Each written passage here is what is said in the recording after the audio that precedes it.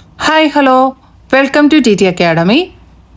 നമ്മളിപ്പോൾ ഡിസ്കസ് ചെയ്തുകൊണ്ടിരിക്കുന്നത് ഈ തവണത്തെ LPS ഇൻ്റർവ്യൂവിന് ചോദിച്ചുകൊണ്ടിരിക്കുന്ന ചോദ്യങ്ങളാണ്.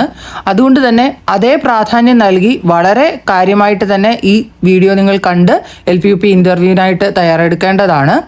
അപ്പം ഇന്ന് നമ്മൾ ഡിസ്കസ് ചെയ്യാൻ പോകുന്ന ചോദ്യം PTA എന്നതാണ്. PTA എന്ന കാര്യം നമുക്ക് എല്ലാവർക്കും ഫെമിലിയർ ആയിട്ടുള്ള ഒരു കാര്യമാണ്.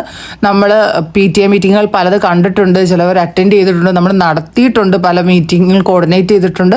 അങ്ങനെ നമ്മൾ ഒരുപാട് രീതിയിൽ നമുക്ക് PTA കുറിച്ച് അറിയാം. എന്നാൽ അതിനെക്കുറിച്ച് വളരെ ഡീറ്റെയിൽഡ് ആയിട്ട് ഉള്ള കാര്യങ്ങൾ അല്ലെങ്കിൽ നമുക്ക് ശ്രദ്ധിക്കപ്പെടാതെ പോകുന്ന പല കാര്യങ്ങളും ചിലപ്പോൾ ചോദ്യമായിട്ട് വരാം. അപ്പം നമുക്കതെല്ലാം ഒന്ന് നമുക്ക് ഇന്നത്തെ ഈ വീഡിയോയിൽ നമുക്ക് ഡിസ്കസ് ചെയ്യാം. അപ്പോൾ PTA എന്നാൽ പേരൻറ് ടീച്ചേഴ്സ് അസോസിയേഷൻ അഥവാ അധ്യാപക രക്ഷകർതൃ സംഘടന എന്ന് എല്ലാവർക്കും അറിയാവുന്ന കാര്യമാണ്. അപ്പോൾ നമുക്കിതിനെക്കുറിച്ചൊന്ന് ബാക്കി കാര്യങ്ങൾ നോക്കാം. അധ്യാപകരും രക്ഷകർത്താക്കളും അടങ്ങുന്ന സമിതിയാണ് അധ്യാപക രക്ഷകർതൃ സംഘടന. ഈ PTA അംഗങ്ങൾ എന്ന് പറഞ്ഞാൽ പ്രസിഡന്റ് രക്ഷകർത്താക്കളിൽ ഒരാളായിരിക്കണം, വൈസ് പ്രസിഡന്റ് രക്ഷകർത്താവായിരിക്കണം, കൺവീനറാണ് സ്കൂളിലെ ഹെഡ് മാസ്റ്ററായിട്ട് വരുന്നത്. അക്കാദമിക വർഷത്തിലെ ആദ്യ ജനറൽ ബോഡി ജൂൺ 15 മുമ്പായിട്ട് കൂടണം. അതായത് എല്ലാ പേരൻസും ഉൾപ്പെടുന്ന മീറ്റിംഗ് ആണ് ജനറൽ ബോഡി എന്നറിയപ്പെടുന്നത്. വർഷത്തിൽ 3 പ്രാവശ്യമെങ്കിലും ജനറൽ ബോഡി ചേരേണ്ടതാണ്. എക്സിക്യൂട്ടീവ് കമ്മിറ്റി മാസത്തിൽ ഒരിക്കലെങ്കിലും ചേരണം. അപ്പോൾ ആദ്യത്തെ ജനറൽ ബോഡിയിൽ നമ്മൾ PTA എക്സിക്യൂട്ടീവ് മെമ്പേഴ്സിനെയൊക്കെ സെലക്ട് ചെയ്ത് വെക്കും. അപ്പം അവർ മാസത്തിൽ ഒന്നെങ്കിലും ചേരണം. സ്കൂളിൻ്റെ സർവ്വതോന്മുഖമായ അഭിവൃദ്ധിക്കായി പ്രവർത്തിക്കുന്ന ഒരു സമിതിയാണ് PTA.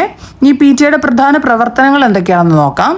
കുട്ടികളുടെ പഠന പിന്നോക്കാവസ്ഥയുടെ കാരണങ്ങൾ കണ്ടെത്തി പരിഹാര പ്രവർത്തനങ്ങൾ പ്രാദേശിക പങ്കാളിത്തത്തോടെ തയ്യാറാക്കുകയും അവ നടപ്പിലാക്കുന്നതിന് മേൽനോട്ടം വഹിക്കലുമാണ് PTAയുടെ ഒരു ലക്ഷ്യം അല്ലെങ്കിൽ പ്രധാന പ്രവർത്തനമായിട്ട് പറയുന്നത്.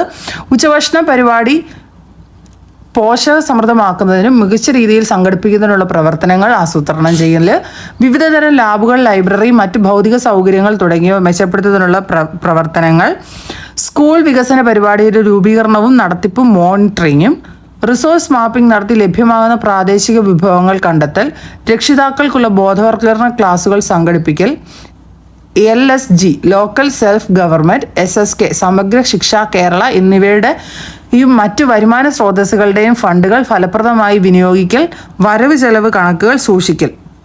അപ്പോൾ ഇതൊക്കെയാണ് നമ്മളുടെ PTAയുടെ പ്രധാന പ്രവർത്തനങ്ങളായിട്ട് പറയുന്നത്. അപ്പം നമുക്കിനി ഈ SSK എന്തൊക്കെയാണെന്ന് നമ്മളിപ്പോൾ ഇച്ചിരി പഠിച്ചു വെക്കേണ്ട ഒരു ആവശ്യമുണ്ട്. അപ്പോൾ നമ്മൾ തൊട്ടടുത്ത വീഡിയോകളിലായിട്ട് അതൊക്കെ നമ്മളൊന്ന് വിശദമായിട്ട് നമ്മൾ ചർച്ച ചെയ്യുന്നതായിരിക്കും.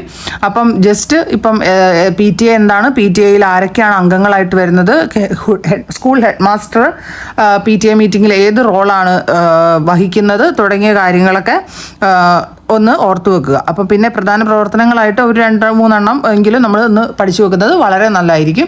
അപ്പോൾ ഇതൊക്കെയാണ് PTA കുറിച്ച് നമ്മൾ അറിഞ്ഞു വെക്കേണ്ട കാര്യങ്ങൾ. അപ്പം എല്ലാവരും വീഡിയോ നന്നായിട്ട് കണ്ട് LPUP ഇൻ്റർവ്യൂവിനായിട്ട് പ്രിപ്പയർ ആവുക. Thank you for watching.